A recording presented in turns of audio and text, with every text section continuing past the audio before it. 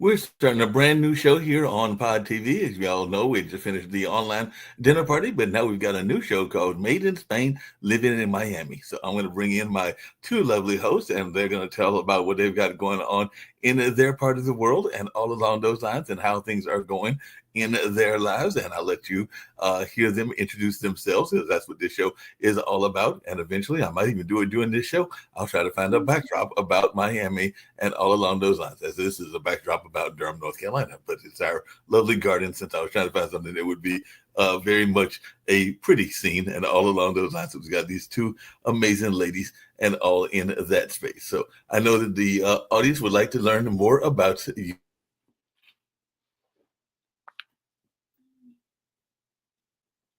show in Miami, where you now live, at least for another year and a half, and everything like that. So if you'll share a little bit about your lives and what you've got going on, and introduce yourselves. You've got your lovely co-host with you as well. So I'm going to get off and let y'all introduce yourselves, and I might come on with some questions after y'all introduce yourselves as well. Okay, perfect. So we are very pleased to be here. My name is Julia, and and my colleague is Irace. And talking about me, I moved to Miami 6 months ago for job, and we are the Trade Commission of Spain in Miami. And after 6 months living here, we realized that we love being abroad with the difficulties that it implies being away from home. And both of us studied law and international relations, and now we are trying to apply everything that we've learned through our academic life. Great introduction, Julia. My name is Irace, and as Julia said, I also study law, and we're doing the same program here in Miami. We're doing an internship at the Spanish Trade Commission in Miami, and we're very happy to be here experiencing Miami life. And we hope we can answer as many questions that you have.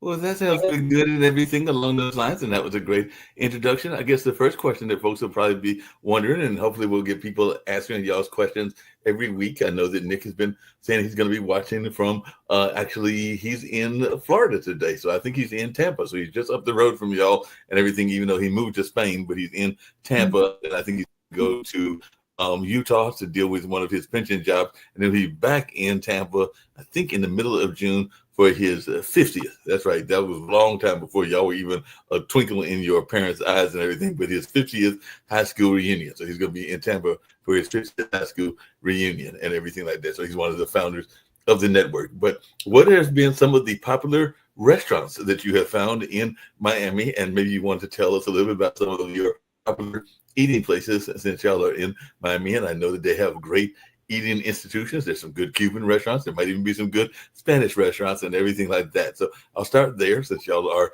young people, and I know young people, even us older folks in our 60s, like good food. So tell us a little bit about the food places that you have found so far in Miami. So we especially like one that on Wednesdays most of the Spanish people go, which is called Crazy, and is around the area of Brickell. And we think that's one of the most popular between us. On Wednesday, there is a super cool happy hour that we always go to. We really enjoy that. Yeah, and the owners are Spanish people. Yeah. So it's like every Spanish community goes there. And they have another restaurant also called Dolores. Dolores, but call me Lolita. They're in Brickell too. And it's nice because when you are far away from your country, finding like places where you can taste something that is similar from home, which is not the same, but similar. It reminds us from our home country. So yes, that would be the two Spanish restaurants that we would recommend right now. It's true that the gastronomy part, like in Spain, we eat very, very well, and finding places here to have like the same quality, it's hard. It's hard because we are used to other type of menus or something. Yeah, that makes a lot of sense and everything. Just really quickly, I know that both of you are in that under 30 crowd and everything like that. So have you found any good clubs that you like to go to in Miami as well, or any good places that you like to go to get your dance moves on? So I think there are two main clubs that we go to. One is called La Victoria, Yes. where they put some reggaeton. There is also a lot of Spanish people gathering there. And there's another one very famous that I'm probably most of the people that is watching knows about it. It's called Space. Mm. Yeah. That's for more electronic or house music. But there are also some little bars around, not like big clubs that are fun. There's one called Mad Radio that we usually go to. They play DJ sets on direct, so. Yeah, and well, sometimes we are like, well, the first months we were going to the big clubs where everybody went, and I think that now after 6 months here, we are trying to discover new places that are around us that are not so famous. But for example, we have like our it's not confidence, but our secure place where we go every Friday, which is called Boho, and it's right next to us. So here in Miami, it's like very difficult to find something where you don't have to take your car and drive out there, but you have next home. So yeah, that would be like our main places that we go, and we are trying to innovate, of course. Trying to find some other places to go to and everything like that. Now, have you run across any Spanish or American celebrities? Because I know that is some years ago. I went to the Miami Film Festival, and me and some friends of mine ran into LeBron before LeBron became LeBron. So LeBron was actually a rookie the year we ran into him and everything like that. And we ran into him at a nightclub in South Beach and everything. It might have been, I don't think it was Beds, but I think it was one of the clubs like that and everything. And he was actually chased away by a transvestite bouncer and everything like that because he was underage at that particular time and everything. But I was just wondering, have you run across like maybe some big soccer stars or some big basketball players or anything like that? We've met some Spanish influencers that were actually in La Victoria. Yeah. Our La Cantina. They were on their, how do you say, when you're gonna get married, you make a party with your friends before. So they came all the way from Spain to Miami to celebrate.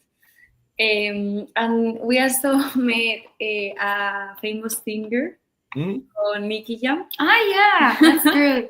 He's out, and probably some more, but we don't recognize them. So right, might not recognize them, but you did recognize them, and I think it's called an engagement party, if I remember correctly. Exactly. Yeah, an engagement party. And is the wedding going to be in Miami, or are they getting married in Spain?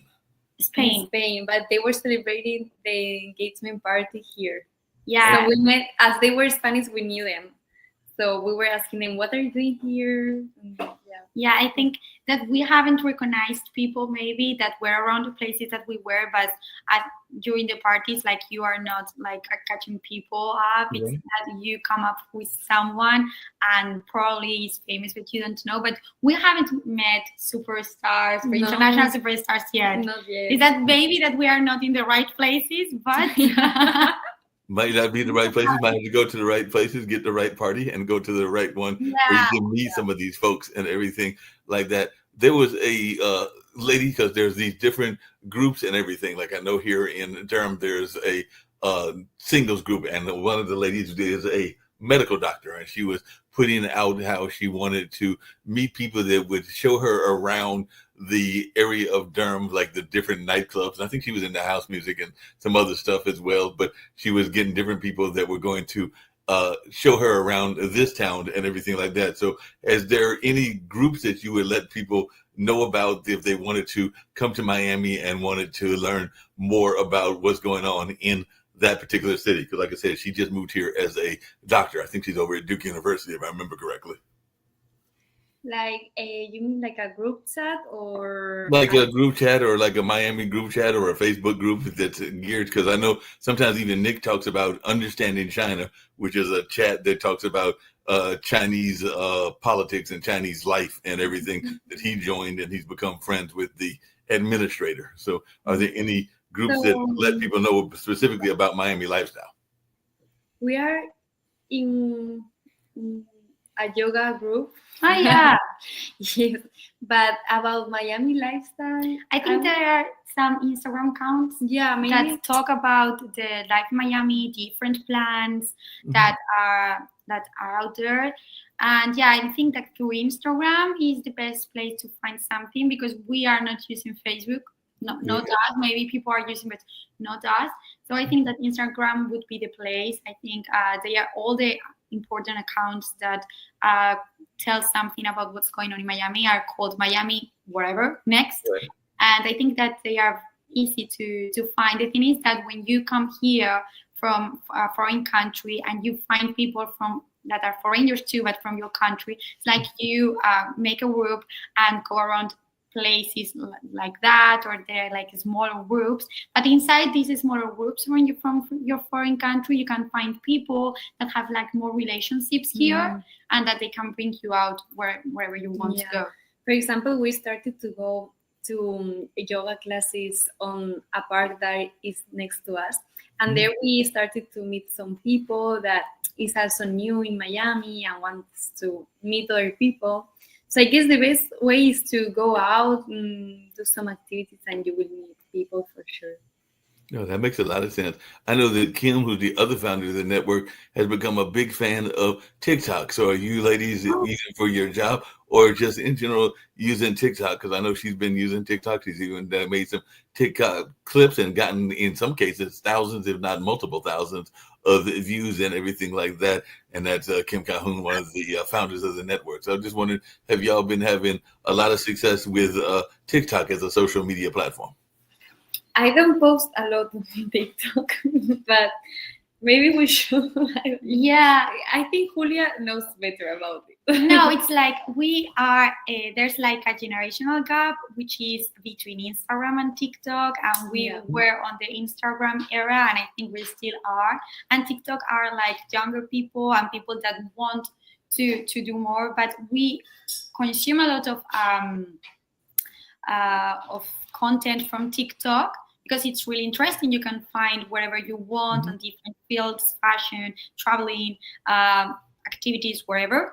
And after that, I don't think we are too comfortable posting on TikTok. And I also think that it is like harder to work on that social media than on just posting a photo that you have to edit the video and whatever. So we use it, but as consumers, not as active users of the app. That makes sense and everything. You said there's a generational gap. Now, both of y'all are relatively young and everything. So is it like mostly the 20 and 30s that are using Instagram, and the 20s and teenagers are using TikTok? Is that what you're seeing? So it's more like the 20 to 30s are using Instagram? Yeah. I think from 21 to older people, we use more Instagram. Right. Yes. And the youngest use TikTok. So more like the high school kids and the kids that are like in college, like beginning college. Yeah, exactly.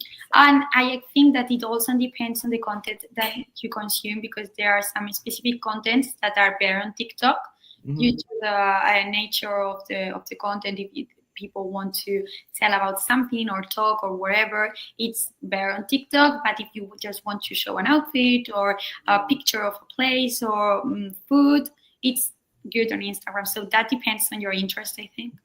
Yeah, that makes a lot of sense. That would definitely make a whole lot of sense and everything like that. Now, I'm imagining that there are certain hobbies, and we talked about this last time, that you are probably engaged at. You mentioned yoga and everything. So picked up on yoga, and are you also playing tennis and volleyball and skating? Because I know that those are other sports in Miami. So have you gotten into your volleyball or I know there's some golf in there as skiing. Sports have you gotten engaged in?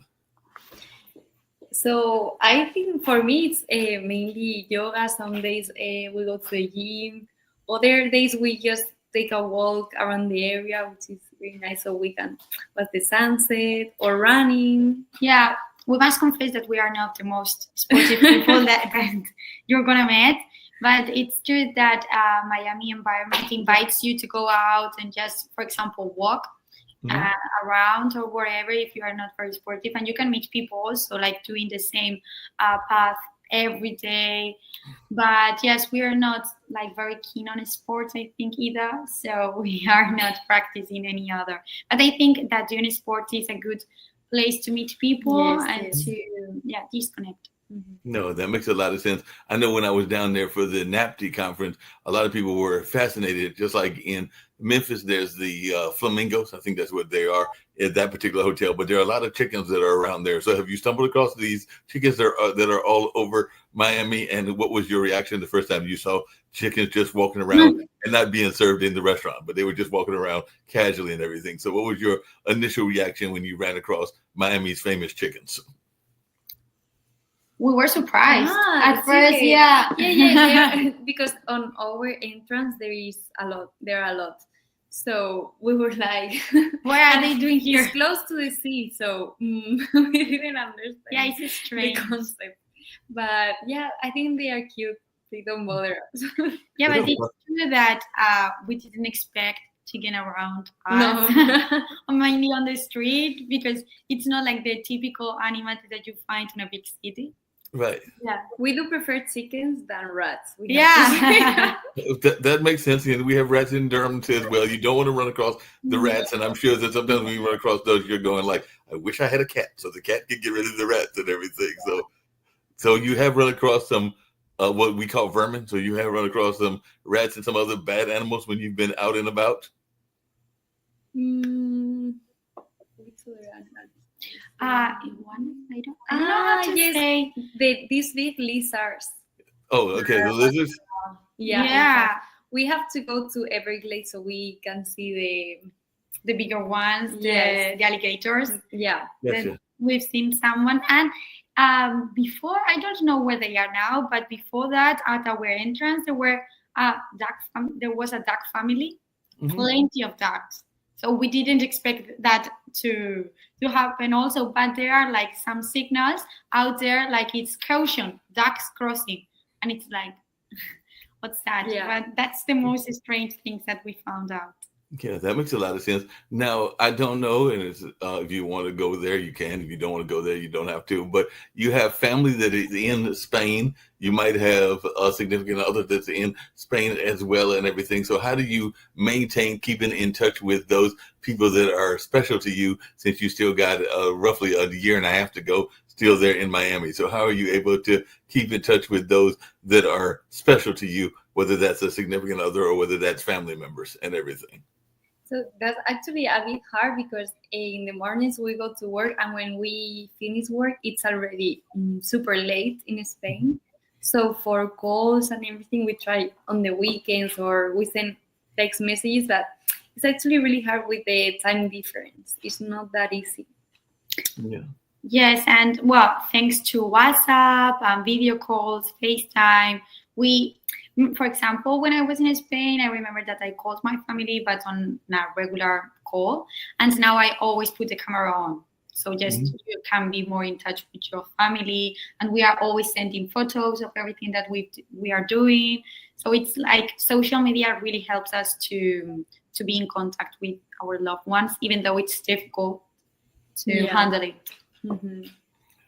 Now, one of the things that I know that people love is they love to find people of different cultures, and they are fascinated by people of different cultures as well and everything. Because I've got friends even here in Durham that are of Chinese descent, and in fact, they just moved, the young couple that used to be from the countries that fight each other, Eritrea and Ethiopia and everything. And definitely there have been some people from some of the European countries and some of the other countries as well. So I'm wondering, are you getting a lot of people that are giving you attention and are fascinated by the fact that y'all are from Spain? And sometimes y'all have to even slap their wrist and be like, no, I'm going back home. I'm not interested in you and everything.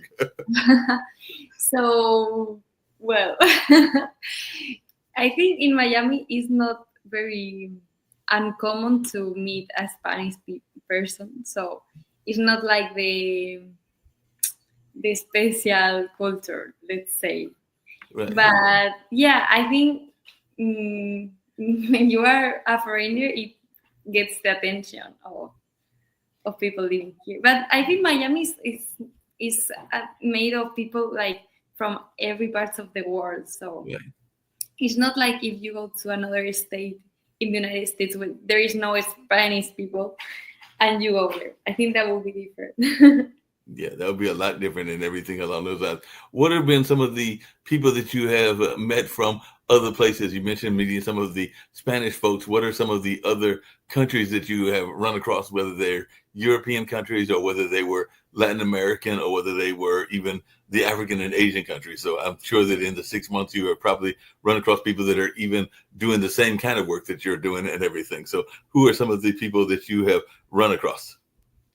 I think Latin Americans are the most that we found out, mainly because of the language. When you are out and then you listen to someone that speaks the same language as you, even though we are very used to speaking English, it's like you started speaking Spanish. It's something natural that comes from us.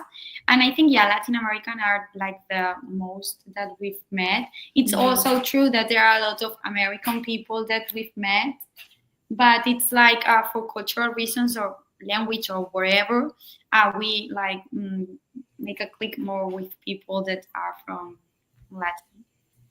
No, not so much you. Well, you have different facial features. Like one of you is blonde, the other has got brown hair and everything, or brunette and everything like that. So to my brunette sister and everything like that, do you sometimes find that the people are automatically thinking that you are from like Colombia or Portugal?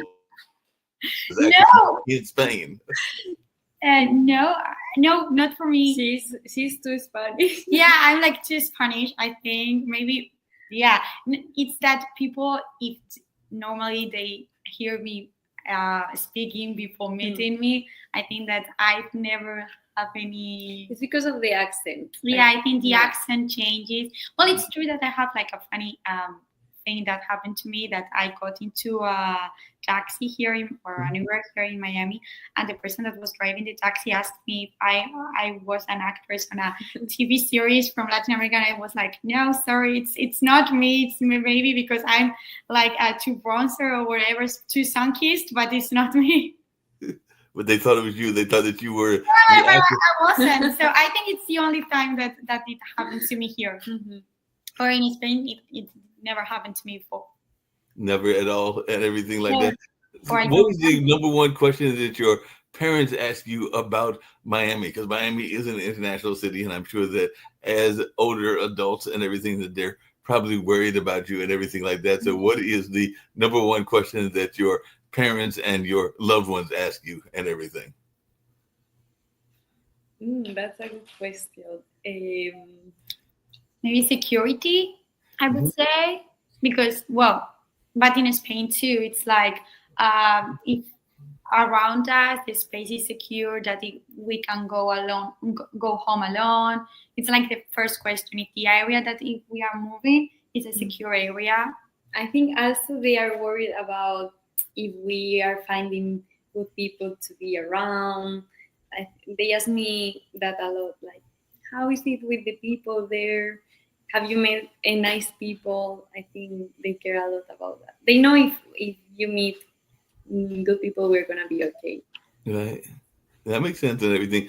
Have you run across any of the people in Miami? Because I know Miami has some Spanish television stations too and Spanish radio. So have you met any of those people connected with that as of yet? Because there is like even Spanish things that are active in the different cities. Because I know even here in Durham, we've got some Spanish newspapers and some Spanish radio and television and everything. So have you ran across any of those folks that are in the Spanish media there in Miami as of yet?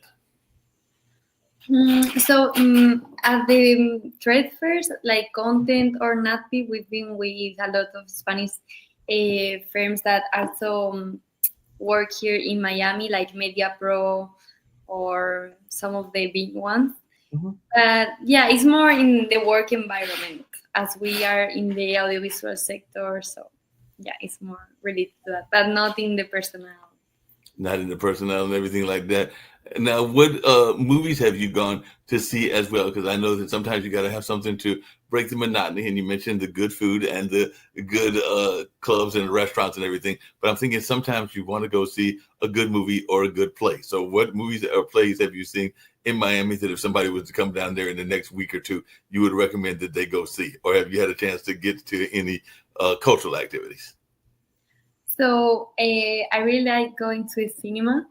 There was a Spanish cinema festival of cinema some months ago, and we went to watch really good Spanish movies like El 47 or Marco. Soy Nebraska. Soy Nebraska. There were a lot of Spanish films, but we also go to watch some Americans. Like right now, we want to watch Lilo and Stitch. Yeah. It's a new release. And also there are a lot of museums that we have to go because we haven't gone. Like Vizcaya Museum, Perez Art Museum. There's a lot of cultural options that people can go to. Even if you think that Miami is not very cultural or that it has a lot of cultural activities, it has a lot. It's not just beach parties. Not just the beach and everything like that, and all on those lines. I had two other quick questions for you and everything. One is, I know that Scarlett, who is a friend of Kim's, is down that way and everything. So I was wondering, have you been to Art Basel yet? Because I know that she's involved with that, and she's down there in that area, and she was actually at NAPTI and everything like that. So I know she still is involved in that whole AI space and all along those lines. So if you had a chance to go to Art Basel as of yet. So we haven't got the chance because we arrived in January, but we are really looking forward to Art Basel. Like everyone told us, it's one of the best weeks in Miami. We have some friends visiting us, so I think it's gonna be amazing. Yeah. It sounds like that's going to be like a fun. We'll have to put you in touch with Scarlett so that you can connect with her, because she knows some influencers as well. So she's very much involved in the influencer space as well. How much does it cost to, when y'all flew to Miami, is Miami to Spain an expensive flight, or did you have to work out a good deal with the airline? So from Spain to Miami, and did you have to get routed through another city? So it depends on the dates, but it's not, you can find good deals. I just got my flights today to go to Spain in summer, and I got them for like 700, like the two ways. And so I think the distance is like Spain's pretty far away, but for that price, I think it's okay. Yeah, the connection is not that bad. Yeah, because it's a direct flight from Miami to Madrid, so that's perfect. And you can go to Madrid or Barcelona. So there are a lot of options. I think it's really well connected, so it's a positive point between the relationship between Miami and Spain. Okay. And you said you're going in the summer, like in July or August, and how long are you going to be going back home to Spain?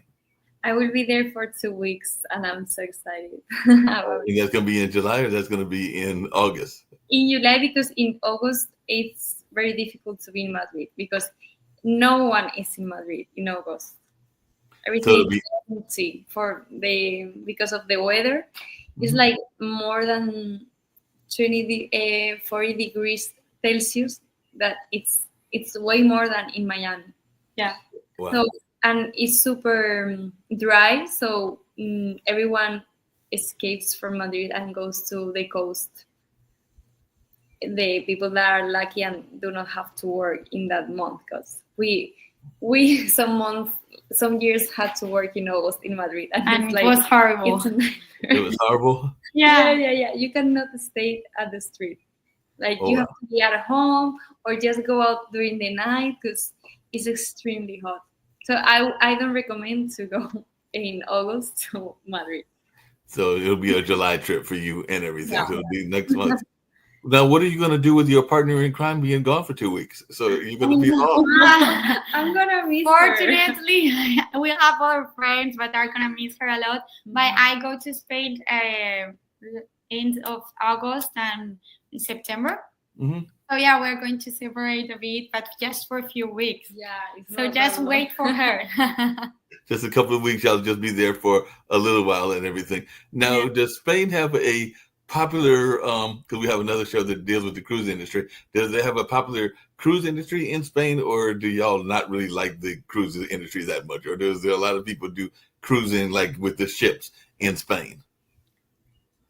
There are some in Barcelona, Yeah. it's like the key point where cruises are located. It's not that much that in Miami, because in Miami it's Yeah, it's whenever Yeah. everybody's on a cruise. But in Spain, it's like typical to go on a cruise by the Mediterranean or the Nordic area. Yeah, it's typical. Okay, so it's typical to get a cruise there and everything. Have you tried to jump on one of the American cruises, or y'all like, nope, don't want to get on one of these cruise ships? Not yet. We haven't had time. So what's on the wish list of things that y'all want to do in the year and a half that y'all are going to be in Miami? So what's something that y'all are hoping to go to that you haven't had a chance to do as of yet? Going to Bahamas. Yeah. I haven't visited yet the Key West. Mhm. Going to see the alligators. Yeah, Orlando maybe. Orlando. Wish we could go to Disneyland. It's like the tourist part. Right. We want to do it, even though it's too touristic. Also, we want to visit Puerto Rico, Yeah. which Okay. is very close. But yeah, there are many plans to do here. Yeah. We are not gonna have enough time. So You're not going to try to go down to Peru and see the Mayan ruins and everything? So that would be interesting. Maybe yeah, that would be interesting. We have too. some friends that are going to Peru actually on August. So Oh, they're going to go. They'll bring the pictures back for you so that you can see what's going on and everything like that. You'll be able to check out what they've got going on in that space. Now, have y'all been using? Because I know one of the things Rick's been talking about on some of our other shows is AI. So in your offices, have you been doing a lot of AI in order to get the word out about Spanish tourism and the work that y'all are doing? So have y'all been using AI a lot in work? not that really. much. Maybe to when we have to write or do some research, we use it, but we haven't incorporated 100% yet. Yeah, it's like our job is really personal. We are like attending people, answering their questions, doing that personalized services, and the AI can do this because you have to meet the people, to know the interest, to mix the knowledge with the interest. And I don't think that the AI is prepared to do this. Unfortunately, because if not, we wouldn't be here. So we haven't incorporated it yet. Yep. What's the most unusual question somebody has asked y'all at the job? Because y'all been there 6 months, and I'm sure somebody has asked a question that you're sitting there scratching your head, going like, "I don't believe they asked me that." A lot of people comes to us and ask, how can I get my the Spanish nationality if Yes. I had a grandfather that lived there for 2 years, or had a great grandfather that was from Spain? And it's like, we are not a consulate. We are like we work on other topics. So it's like about the nationality acquirement. I think it's a very typical question. Yep. So people are trying to figure out how they can be claimed to be Spanish, because I know Yeah. even Nick talks about his royalty, and I think he talks about being connected to some distant Spanish king. I'm not even sure who he is, but I know he talks about him all the time. One of the founders of this network talks about having that Spanish connection and everything like that in his own roots, in addition to his Mormon roots and all along those lines and everything. What do y'all do for your spiritual groundedness and everything like that? So have you found it good? Well, I'm thinking in Spain, most of the people are Catholic, but maybe they're Baptist and everything. So have you found a good church in your area as of yet, or are you still trying to find a good church home? We haven't found one really. No. Not close to us. No, yeah, that's true. It's like there are churches, but not Catholic next to nearby. because the thing is, there are different kind of churches or religions here. I feel like it's not just Catholic like in Spain. So I think that's confusing sometimes for us. Yeah. So we don't really know where to go. Gotcha. But I am correct in thinking that most of the churches in Spain are Catholic, right? Yeah, completely. Yeah.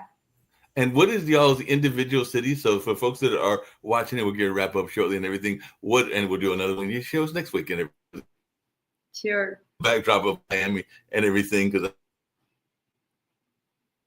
everything. But tell folks about the individual cities that you are from, because I don't think y'all are from the same city and everything, and what people might like about that city, because we call it Made in Spain. So tell us a little bit about where in Spain both of you were made, and a little bit about those individual cities. Mm-hmm.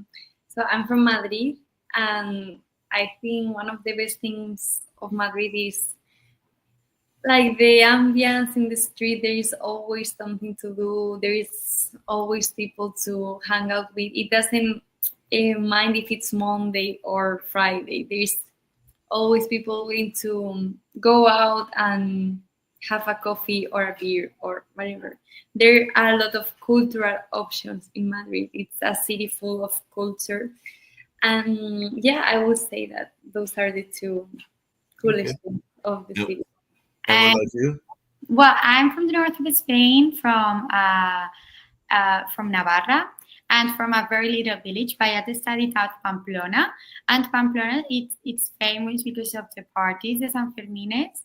And I think that it's a really cool city. It's much smaller than Madrid, which is the capital. But I think the north of Spain, it's sometimes a bit underrated. And the truth is that it has lots of options regarding gastronomy, good weather. Sometimes it's true that the weather is not always good, but people are nice and the plants are really nice, and like there's a good community that it's open to everybody. And the good things about Spain, it's like every region has its own culture, so it's really multicultural. The ambience that you can find in Spain, it's not the same where you can find in Madrid or in the north or in the south. Yeah, and I think that to meet Spain, you have to meet every single part to know what Spain is. Yep. One of the things I know about Spain and other parts, how are the open air markets and how is that experience? Because I know that sometimes you will get the groceries in the regular grocery store, but it's my understanding that in parts of Spain, the country part, that there are like these open air markets. Mm-hmm. Yeah, there are a lot where you can get food from. There are a lot of open air markets, especially at the small villages. Yeah. In Madrid, it's not so common. There are some, especially in the weekends, but I feel like in the village it's super common to go to an open air market where everything is natural, homemade, home cultivated, and the food is incredible in most of the parts of Spain. Sounds delicious and everything. What are some of the are there, because here in the States a lot of people are into craft beers and craft wines, and I do know, but I think Spain is known for some wines as well and everything. So what are some of the drinks that people might find that they might want to get if they are into the drinks or the spirits and everything? Because like I said, most times when people think of spirits, they think of France, but I also know that Spain has some beers and wines as well. So what are some of the wineries that people might want to check in your home country?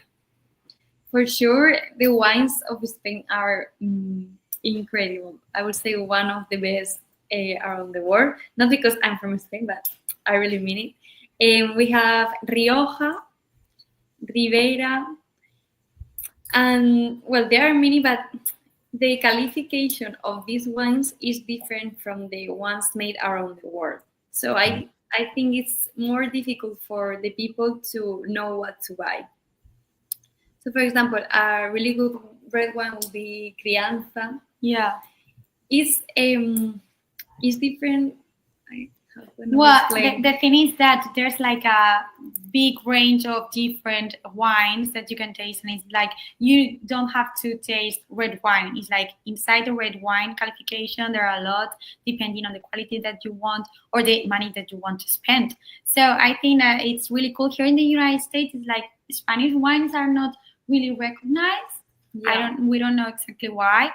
Well, yeah, because they are far away. California has its own production, whatever, but the Spanish has a very, very good offer and good quality. Yes, we're gonna explain this better. Yeah, I know. Yeah, that would last like for 2 hours. Yeah, like the difference between how. Yeah, we'll have to get into a whole conversation about the wines. That could be a whole episode and everything like that. 'Cause Wines in Spain. yeah, wine in Spain. That could be one of the episodes that we can get into. And just really quickly, and this will be the last question for you. How is the car culture in Spain? Because I know that a lot of times in Germany, there's those fast routes that at incredible speeds and everything. I think it's called the Autobahn and everything like that. So are there any particular brands of cars that are particularly popular in Spain? Like I know my younger brother, who's 7 years younger than me, so he'd be mid-50s, is a president of the Polaris Club. So if y'all ever, it's like a wheel. So it's one of those 3-wheel cars instead of 4 wheels and everything like that. So it looks like the Batmobiles. But I just wondered, are there any popular cars that are popular to the Spanish culture, and do y'all drive as fast as the folks do in Germany? Because every time I talk to people that have been on the Autobahn, they talk about how fast it is.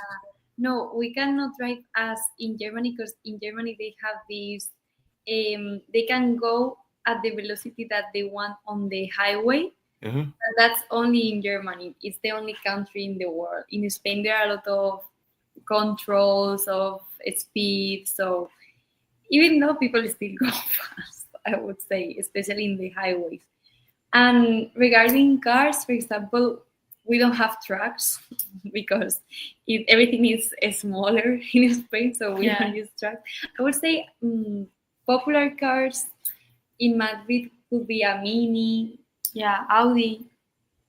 It depends, because there are many, but of course they are not as the luxury cars in Miami. That we are used to see. Here everyone has a luxury car. In Spain, it's not like that common. No, I can relate to that, because many years ago, like in the late 80s, before y'all were born and everything, I went to work at a newspaper, and it was a high school, and me and the photographer went there, and I saw all these cars. They were like Porsches, they were Jaguars, and they were all of that. And I think I was probably roughly y'all's age now and everything at that time. So I went to the counselor, or the person that was doing I think it was like a science fair running for the school, and I said, I noticed y'all drive really fancy cars and everything. And they looked at me and they said, which parking lot were you at? I was like, and we'll make up a direction. I said, we were at the East parking lot. She was like, that's not our parking lot. That's the student parking lot. So all those fancy cars were the fancy cars of the students and everything. So they had Jaguars and Porsches and Benzes and all of those fancy cars. I wouldn't say that is the common thing in Spain, to be honest. But no. Yeah. And I'm sure everybody's trying to drive by y'all and impress you with their fancy cars, and y'all are sitting there going like, not impressed. Yeah, I can imagine. Yeah.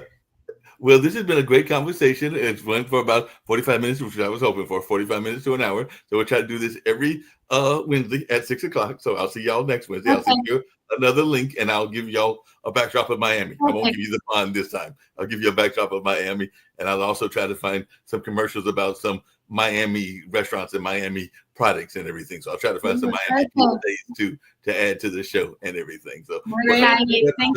Next week. And right now we're going to go out with a commercial about I think we'll do keep our kids safe, because that's always a good thing to do. And then we'll also have Kendu Spice, which is a spice company and everything like that. So we'll end with these two commercials and everything. But you two ladies were amazing as always, and I look forward to seeing y'all next week.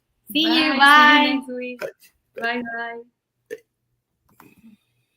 If you're talking, they will hear you. We all want our kids to grow up safe and healthy, so we show them how. And we tell them with honest conversations that let them know what we expect. Not just one time, but every chance we get. That's especially important when it comes to alcohol and other drugs. Kids not only need to know the dangers and how to avoid them, they need to hear it often from you. And when it comes to pain medications, opioids, they need to know that they should never be taken without a prescription and never shared with friends or family. It's dangerous and illegal. So talk with your kids and guide them through the challenges of growing up safe and healthy. Because when you talk, they hear you. For more information about talking with your kids about underage use of alcohol and other drugs, visit underagedrinking.samhsa.gov. So talk, hear. You can do it if you try.